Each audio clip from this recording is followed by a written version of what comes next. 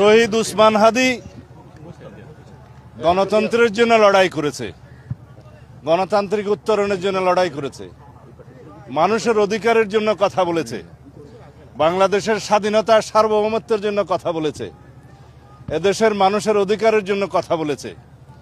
আমাদেরকে ওসমান হাদির এই শোককে জাতীয় শক্তিতে পরিণত করতে হবে, আবেগকে শক্তিতে পরিণত করতে হবে, শান্তিপূর্ণভাবে আমাদের সকল কার্যক্রম পরিচালিত করতে হবে।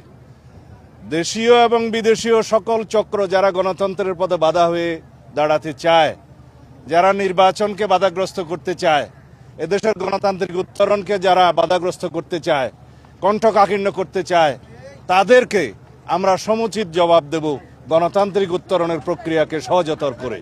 তাহলেই শহীদ উসমান হাদির রক্তদানকে, আত্মত্যাগকে আমরা সম্মান জানাতে পারবো। এই মুহূর্তে আমাদের প্রত্যাশা শান্তিপূর্ণভাবে যেন আমরা শহীদ উসমান হাদির দাফনটা সম্পন্ন করতে পারি। তারপর থেকে সারা জাতির প্রতি আমাদের আহ্বান, আকাঙ্ক্ষা যেন আমরা সুশৃঙ্খল থাকি, কোনো রকমের কোনো উস্কানিতে যেন আমরা পা না দিই। ধন্যবাদ।